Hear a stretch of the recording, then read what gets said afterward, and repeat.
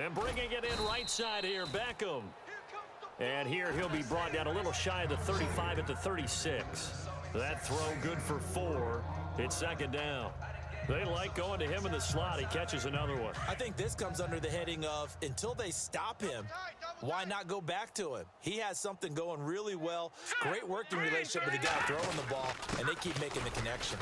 And running room scarce here. He's going to be stopped in his tracks at the line of scrimmage. No gain on the play there, so they're left with a 3rd down and 6. Run blitz there defensively, something we might see more of here in the 4th quarter. I think we'll see a lot of it, and the difference between that and a pass blitz, you're trying to get to the quarterback. You're trying to scheme someone open who will get to the QB and make sure he gets on the ground. In a run blitz, you're actually trying to cover up gaps, trying to cover up holes so they can't run the football. And his first carry, he loses the football. And the Raiders pick it up. Weaving through traffic, and now he's free. The 30, 10, 5. And he fights his way into the end zone for a Raider touchdown.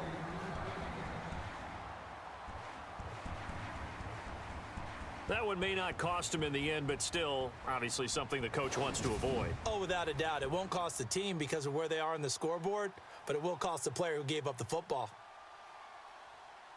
Dustin Hopkins on now to add the extra point. And the lead is down to 24.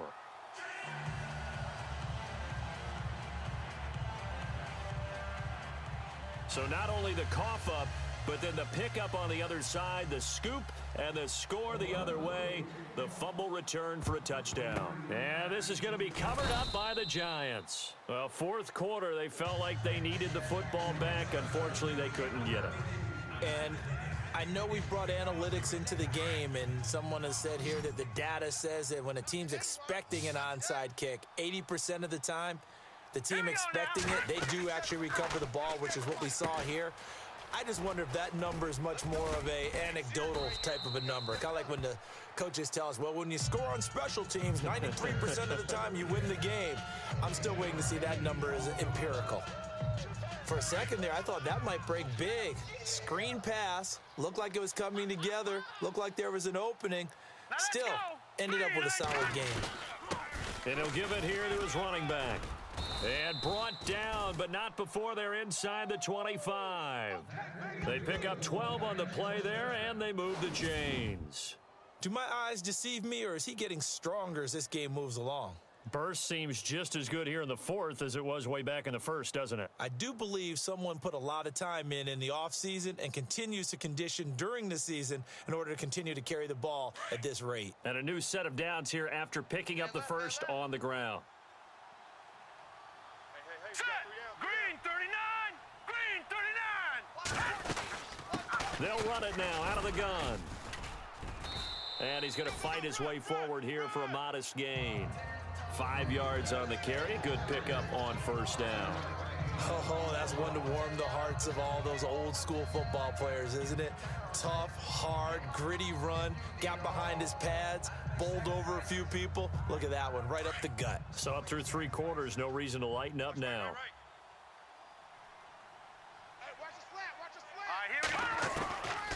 From the shotgun, he'll look to throw. And he's going to go down. Back at the 27-yard line, he's sacked. Great job defensively. I think he was trying to go through his progressions, find someone to get rid of the football. Before he knew it, he was on his back. So that just brings us right back to what you said in the beginning. A great job defensively. Nowhere to go with the football. That led to the sack. Now let's go! Now on 3rd and long, they'll look to throw. And he couldn't corral it. It falls down incomplete, but maybe not a big deal given this big lead. It's a lot of contact going on there, and in the end, unable to keep 2 hands on the football and bring it into his body. Everything looked pretty good until the finish. And that hits the right upright and caroms away. It's no good. And this score will stay right where it is. So kind of a tough break there. No real hook or slice to that one, but he's denied by the upright. And he basically hits it just straight as an arrow. But yeah, since he's on the hash mark to begin with, straight as an arrow isn't good enough. Carr now on first down. Trying to get it to Cobb, and it's intercepted. He's picked off at his own 47. And he will bring it back. It's a pick six and a Giants touchdown. Defensively, they've had their way in this one. That pick six makes that scoreboard even more lopsided. I remember talking with a guy in the league, and I said, what do you do when the game's like this? You know, it's pretty much over. You ready to go to the bench and hang out? He said, oh, heck no. I want to stay on the field. I might get some stats. Might get a pick or two. You like being out there at the end of these wide margins. When they have to throw it, that gives you more opportunities to go get it. Rosas to add the extra point. And the lead will grow by one more.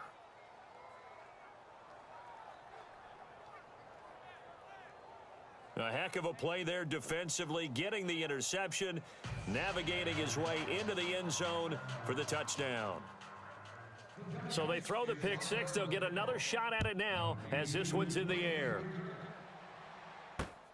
This is taken at the 3.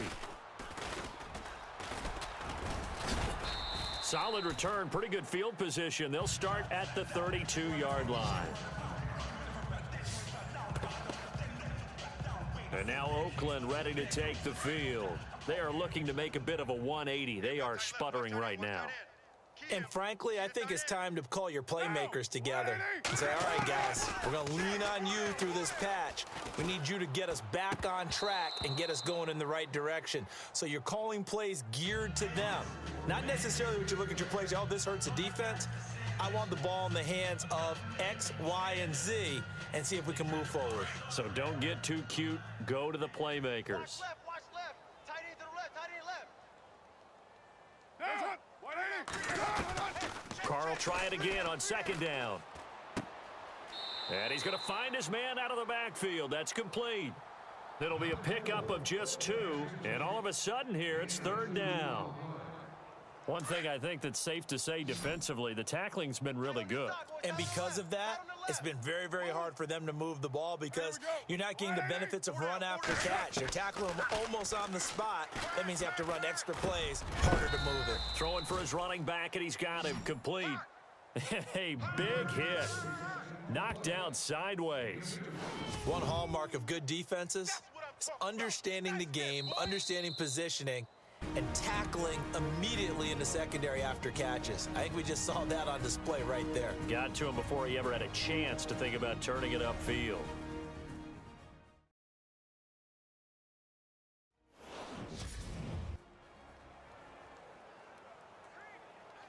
So it's Raider football as we get you reset. They come up on a 4th down situation with things not looking particularly rosy. And he gets this away, and look at this. This is a good one. Oh, he'll field it in the end zone. He'll be hard-pressed to match that one. That a 65-yard punt. And the Giants' drive will start from deep in their territory with a 1st and 10. And New York set to take the field. And this game comfortably in hand. The scoreboard speaks for itself, but you still got your starting quarterback out there. When do you go to the backup? Let him get some time.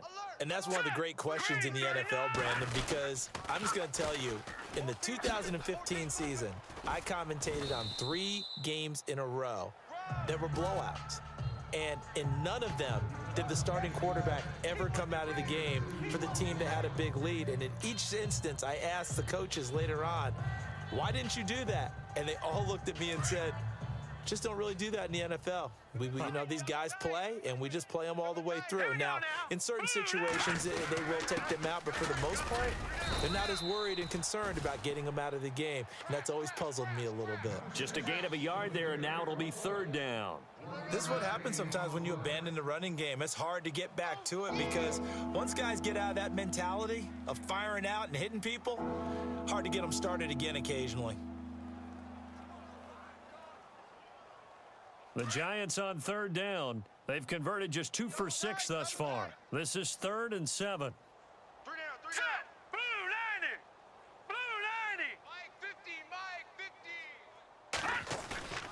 The play action fake. They'll look to throw. Going for the deep ball. And that one incomplete. Had some position but couldn't hold on, and it brings up 4th down. fourth quarter, you've got the big lead. If you're coaching, Charles, you still taking shots like that downfield? I'd be a little more concerned with running some clock and making sure you're taking care of the lead, because you keep flinging it around, you throw a couple of picks, you can put yourself in jeopardy. The punter wing is on as he sends this one away. Fair catch taken just inside the 40-yard line. So a change of possession here on the punt. And the Raiders will take over now, 1st and 10. And now Oakland ready to take the field. They've lost this one. Their offense has struggled.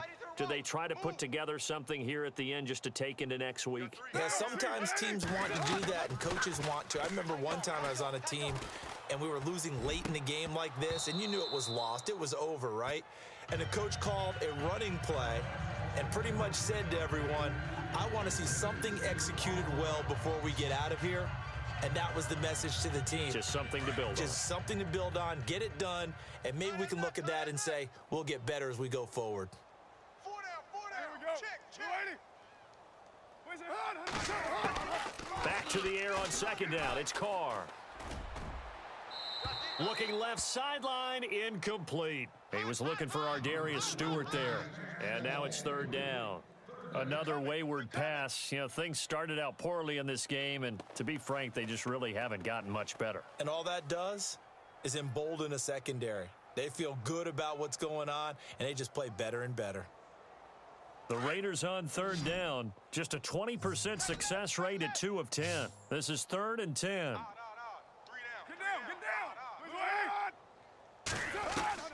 Throwing his Carr on 3rd down.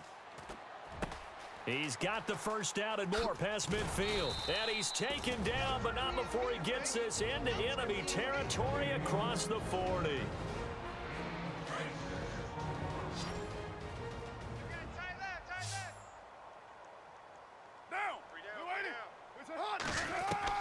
Carr now on 1st down. And some space here. And he'll avoid the tackle there with a slide. And with inside of 10 seconds, 8 to be precise, we get whistles and a timeout on the field.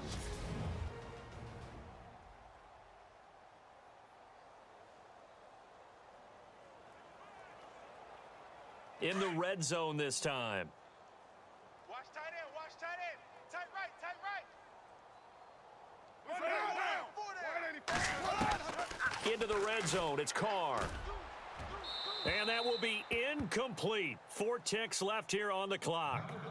This defense was definitely alert to the possibility of the deep ball, and they were more than ready for it. They've got the lead, 4th quarter. Maybe can expect more passes like that downfield. Tight right here. He's tight on the right. Tight on the right. Get down. Hey, guys, check me out. Check me out. We got One final try now for Carr. check 15. And that'll be incomplete. We do have a penalty flag down, however. Let's see what that's about. Illegal forward pass. Offense.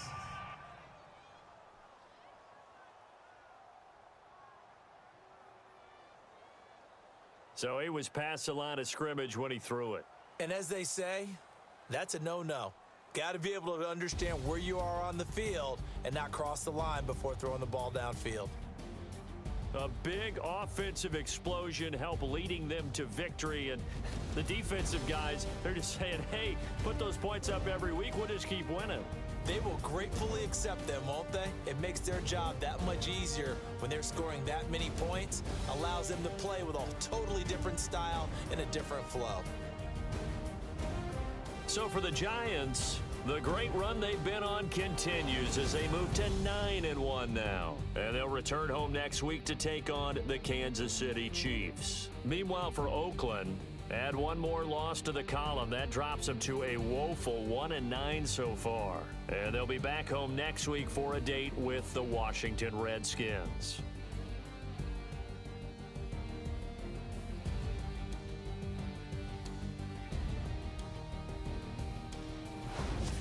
So that'll just about do it for Charles Davis. I'm Brandon Gaudin. You've been watching the NFL on EA Sports. For more, log on to easports.com. From Oakland, we sign off. So long, everybody.